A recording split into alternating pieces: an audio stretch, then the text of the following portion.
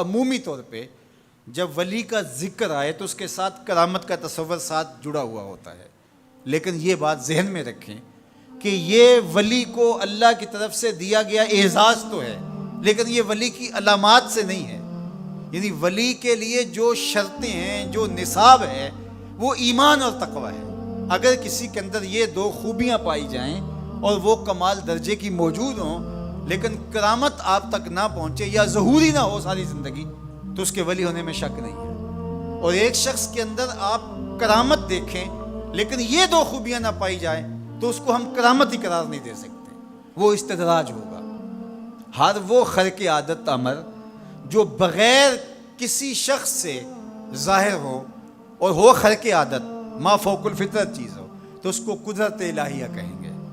اور اگر وہ نبی کے ہاتھوں سے اعلان نبوت سے پہلے صادر ہو جائے تو اسے ارہاس کہا جاتا ہے، اعلان نبوت کے بعد ظاہر ہو تو اسے معجزہ کہا جاتا ہے، اور وہی چیز کسی ولی کے ہاتھ سے ظاہر ہو تو اسے کرامت کہا جاتا ہے، اور اگر کسی عام بندہ مومن کے ہاتھوں سے ظہور پذیر ہو تو اسے معونت کہا جاتا ہے، اور اگر وہی کام کسی کافر سے یا کسی فاسق و فاجر کے ہاتھوں سے ظاہر ہو تو اسے استدراج کہا جاتا ہے، جس طرح دجال کے ہاتھوں سے قرب قیامت میں ہوگا کہ وہ مارے گا بھی اور زندہ بھی کرے گا۔ اب استدراج میں اور کرامت میں فرق کرنا یہ عام آدمی کے بس کا روگ ہی نہیں ہے، وہ کیسے کرے گا؟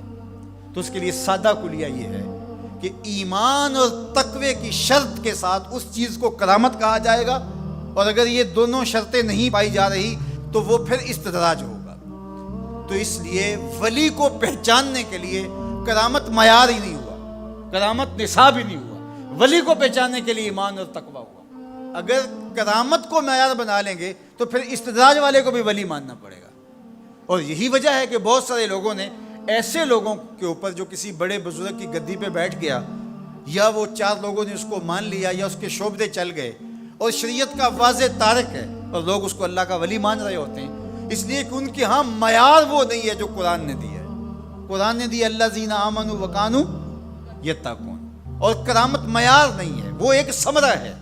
اس ثمرے کو پہچانا جائے گا اس اصل نصاب کے بعد۔ اس کو صرف ایک مثال سے سمجھاتا ہوں۔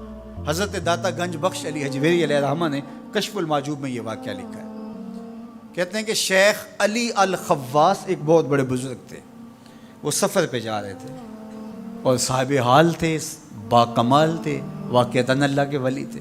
ایک شخص آیا اور ہانپتا کانپتا ان کے پاس آ کے رکا، کہا آپ شیخ علی الخواص ہیں؟ فرمایا ہاں۔ تو کہا کہ میں لمبا سفر کر کے آیا ہوں اور آپ کی صحبت میں کچھ دن گزارنا چاہتا ہوں، تو آپ مجھے اپنی صحبت کے شرف سے محروم نہ رکھیے۔ تو حضرت شیخ علی الخواص نے مراقبہ کیا اور اسے کہا کہ مجھے تیرے بدن سے کفر کی بو آ رہی ہے۔ اللہ والوں کو اللہ نے بصیرت کا نور دیا ہوتا ہے۔ اس نے کہا جی میں نصرانی ہوں اور دیار غرب سے آیا ہوں، آپ کی شہرت سنی تھی تو آپ کی صحبت میں کچھ وقت گزارنے کی آرزو ہے، مجھے محروم نہ رکھیے۔ شیخ کہتے میں نے ٹالنا چاہا، میں نے کہا کہ میری صحبت میں رہنا بڑا مشکل ہوگا، تکلیفیں سہنا پڑیں گی۔ اس نے کہا جی میں گوارا کروں گا۔ فرمایا ٹھیک ہے۔ کہا کہ میں چلتا گیا اور وہ بھی میرے ساتھ تھا۔ 8 دن گزر گئے، کبھی کھانا ملتا، کبھی 2 لقمے لے لیتے، کبھی پانی پی کے گزر اوقات ہوتی، کبھی گھاس کھا لیتے۔ ایک دن اس کا وجود کپ کپا رہا تھا بھوک کی شدت کی وجہ سے۔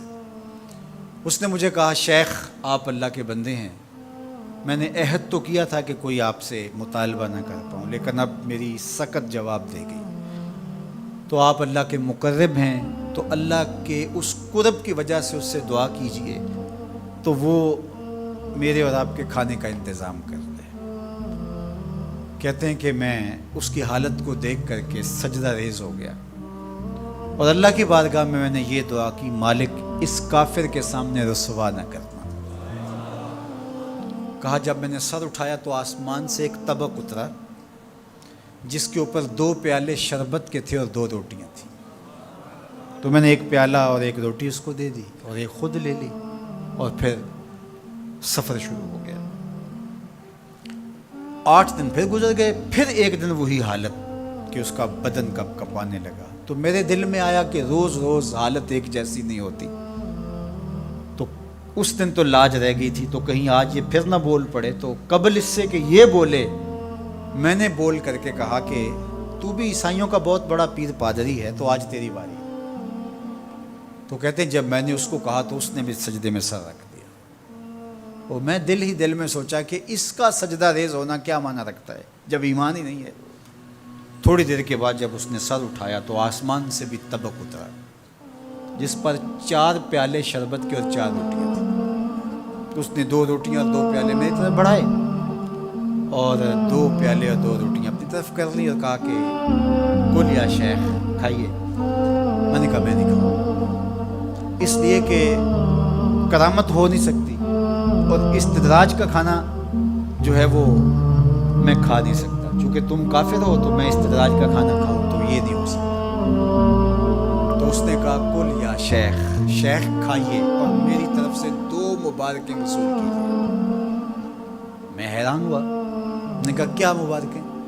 اس نے کہا میں نے سجدے میں سر رکھا اور اللہ کی بارگاہ میں عرض کی، اے اللہ اگر اسلام سچا دین ہے تو 2 پیالے اور 2 روٹیاں عطا کر دے، اور اگر علی الخواص واقعی تیرا ولی ہے تو 2 پیالے اور 2 روٹیاں اس کے صدقے سے دے دے۔ تو ایک تو آپ کو آپ کی ولایت کی مبارک ہو، اور دوسرا ہاتھ بڑھائیے اور مجھے اسلام میں داخل کیجیے، اسلام سچا دین۔ تو شیخ علی الخواص کے اس واقعہ کو ذکر کرنے کے بعد داتا گنج بخش علی حجویری فرماتے ہیں کہ علی الخواص جیسا شخص بھی یہاں پریشان ہو جائے کہ خدایا یہ استدراج ہے یا کرامت، تو کہا پھر عام آدمی کیسے فیصلہ کر سکتا ہے کہ یہ استدراج ہے یا کرامت؟ تو کہا کہ اس کو یہی دیکھنا پڑے گا ایمان اور تقوی ہے کہ نہیں۔ تو ایمان اور تقوی یہ علامت ہے کسی کے ولی ہونے کی۔